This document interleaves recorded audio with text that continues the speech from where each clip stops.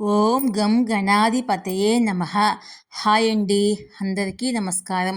మనం ఈరోజు ఈ వీడియోలో రాబోయే 10 ఏళ్లలో ఏ రాశుల మీద ఏలినాటి శని ప్రభావం ఉంటుంది, ఈ సమయంలో ఏం చేయకూడదో ఇప్పుడు మనం ఈ వీడియోలో తెలుసుకుందాం.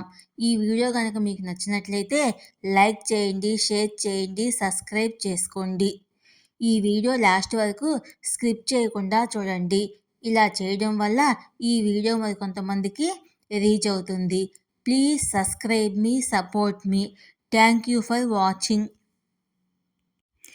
ఏలినాటి శని ప్రభావము రాబోయే 10 సంవత్సరాలు ఎలా ఉంటుంది, ఏ రాశుల మీద ఉంటుంది, ఈ సమయంలో ఎలాంటి తప్పులు చేయకూడదు అనే విషయాల గురించి మనం ఇప్పుడు ఈ వీడియోలో తెలుసుకుందాము.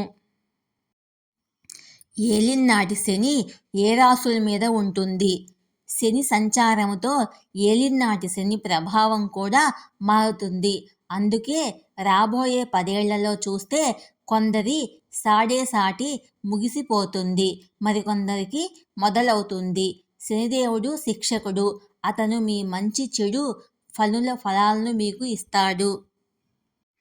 ప్రతి వ్యక్తి జీవితంలో ఒక్కసారైనా శని మహాదశ, ఏలినాటి అష్టమ, అర్ధాష్టమ శని ప్రభావము ఎదుర్కోవలసి వస్తుంది. ప్రస్తుతము శని కుంభరాశిలో సంచరిస్తున్నాడు. సాతి ప్రభావము శని ప్రస్తుతం ఉంటున్న రాశి ముందు వెనుక రాశుల మీద ప్రభావం చూపిస్తుంది. ఈ ఏడాది మొత్తము ఇదే రాశిలో ఉంటాడు. అందువల్ల మకర, కుంభ, మీన రాశుల్లో శని సాటి కొనసాగుతుంది. 2025లో శని కుంభరాశిని వీడి మీనరాశిలోకి వస్తాడు. అటువంటి స్థితిలో కుంభ, మీన, మేష రాశుల్లో శని సాటి ప్రారంభం అవుతుంది. రాబోయే 10 ఏళ్ల గురించి మాట్లాడితే సమీకరణాలు పూర్తిగా మారిపోతాయని 2034లో సింహరాశి వారిపై శనిగ్రహం సాటి 2034 జూలై 13 నుంచి ప్రారంభమై 2041 జనవరి 29 వరకు కొనసాగుతుంది.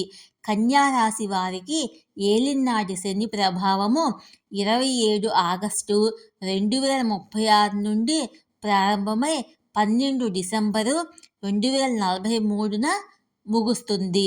తులారాశి వారిపై శనిగ్రహము సాటి అక్టోబర్ 22 నుండి ప్రారంభమై డిసెంబర్ 8, 2046న ముగుస్తుంది.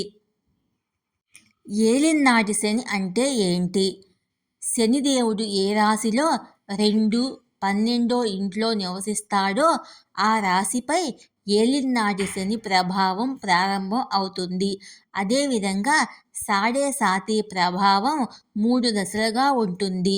అవి ఒక్కొక్కటి 2.5 సంవత్సరాలు, 3 దశలు ఉంటాయి. ఈ విధంగా ఏలినాటి శని పూర్తి కాలం 7.5 సంవత్సరాలు. మొదటి దశ చాలా కష్టంగా ఉంటుంది. ఇక రెండో దశలో ఆరోగ్యము, ధనానికి సంబంధించిన సమస్యలు ఉంటాయి. ఇక మూడవ దశలో శని కోపం కొద్దిగా తక్కువగానే ఉంటుంది. జ్యోతిశాస్త్రం ప్రకారము జాతకములో ఏలినాటి శని నడుస్తున్నప్పుడు జాతకులు కొన్ని తప్పులు చేయకూడదు, లేదంటే శని అనుగ్రహం కోల్పోవలసి వస్తుంది. జీవితంలో ఇబ్బందికరమైన ఫలితాలు పొందుతారు. ఏలినాటి సమయంలో ఏం చేయకూడదు?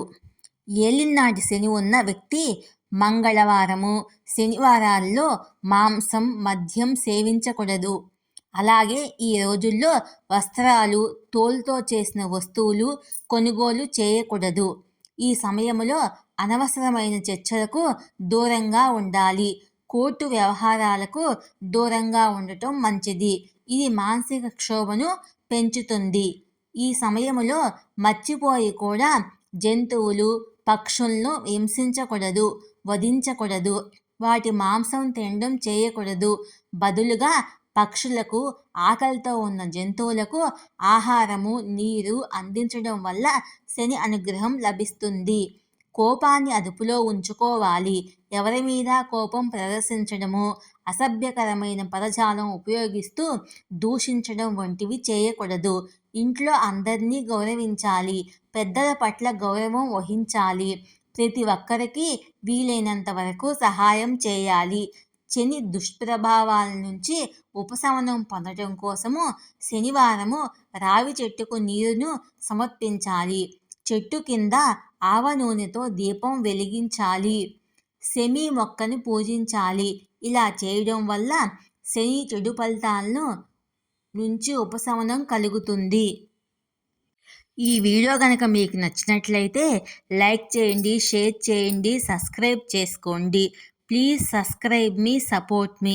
Thank you for watching.